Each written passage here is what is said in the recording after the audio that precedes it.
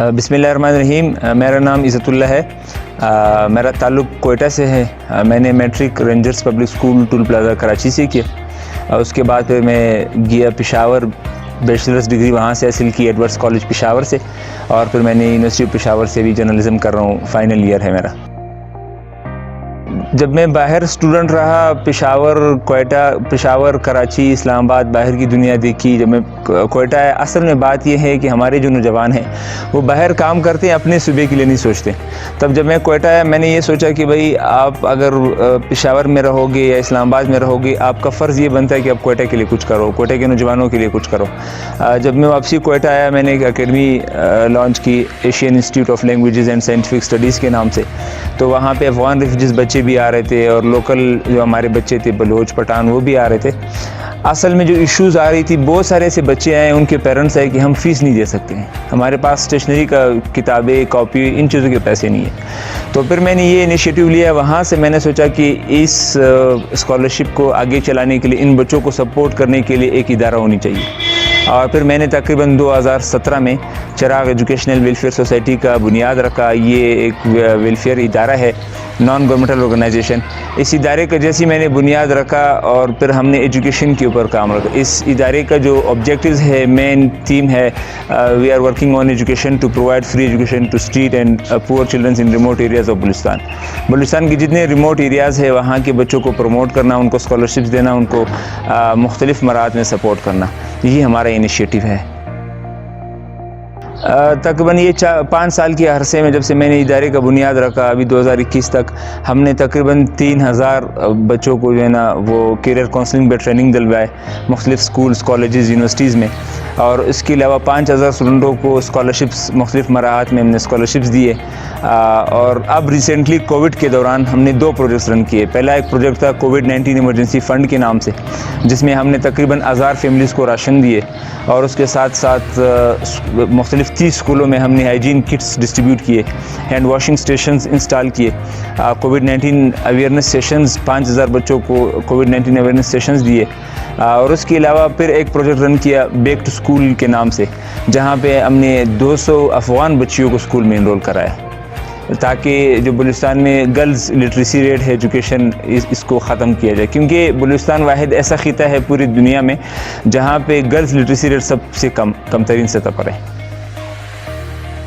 جب آپ محنت کرتے ہو پھر اللہ پاک آپ کو صلہ ہی دے دیتا ہے. 2017 میں نے دی ڈیوک آف ایڈنبرگ ایوارڈ مجھے ملا. یہ بھی برطانیہ کا ایک ادارہ ہے, دی ڈیوک آف ایڈنبرگ فاؤنڈیشن ہے, یہ مجھے ایوارڈ ملا تھا. اب ریسنٹلی 2021 میں مجھے ڈیانا ایوارڈ ملا. یہ دی بگیسٹ ہیومینیٹیرین ایوارڈ ہے. ہر سال ان نوجوانوں کو ملتا ہے جنہوں نے انسانیت کی خدمت کے لیے کام کیا ہو. تو یہ 5 سال کا جو اسٹرگل تھی, اس کے بہاف پر یا اس کے توسط سے مجھے ڈیانا ایوارڈ ملا. یہ تقریباً 1999 سے برٹش گورنمنٹ نے لیڈی ڈیانا کو خراج تحسین پیش کرنے کے لیے یہ ایوارڈ کا سلسلہ شروع کیا تھا. تب سے لے کر اب تک 2021 تک الحمدللہ میں بلوچستان کا واحد نوجوان ہوں جو ڈیانا ایوارڈ کے لیے سلیکٹ ہوا ہے. اور اب میں نے بریک تھرو کر لیے, اور الحمدللہ اگلے سال میرا امید ہے کہ کمنگ ایئرز میں بلوچستان کے اور بھی یوتھ آئیں گے, وہ یہ ڈیانا ایوارڈ جیتیں گے.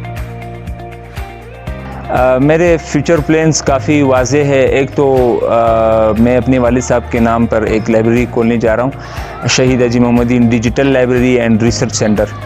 کیونکہ پوری دنیا میں جو ریسرچ کا کلچر ہے, بک کلچر ہے, یہ بالکل ختم ہے, نہ ہونے کے برابر ہے.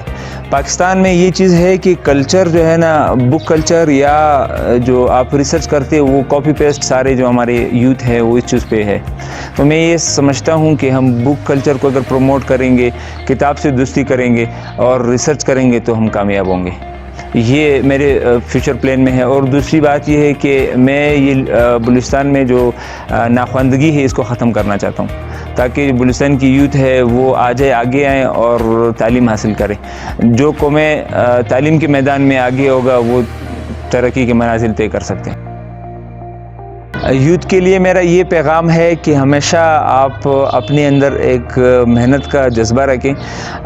ہم سوچتے ہیں کہ ہمارے پاس اپورچونیٹیز نہیں ہے, بلوچستان کے یوتھ کے لیے اپورچونیٹیز نہیں، ہم کام نہیں کر سکتے. کام بہت ایزی ہے، اپورچونیٹیز بہت زیادہ ہے اگر آپ پہلے کام کریں. پہلے آپ آ جائیں. دیکھیں باہر سے کوئی بندہ ہمارے حال کو چینج کرنے کے لیے نہیں آئے گا.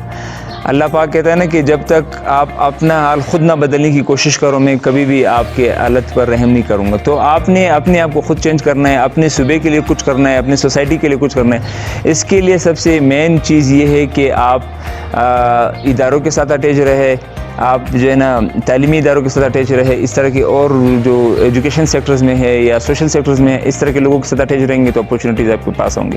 یوتھ امپاورمنٹ کی جو بات کیا جائے یا یوتھ امپلائبلٹی کی بات کیا جائے، بلوچستان میں تقریباً 70% یوتھ ایسا ہے کہ وہ جاب لیس ہے. ہم ایم فل کرتے ہیں، پی ایچ ڈی ڈگری ہمارے پاس ہوتی ہے اور ہم کہتے ہیں کہ ہمیں جاب نہیں ملتا ہے.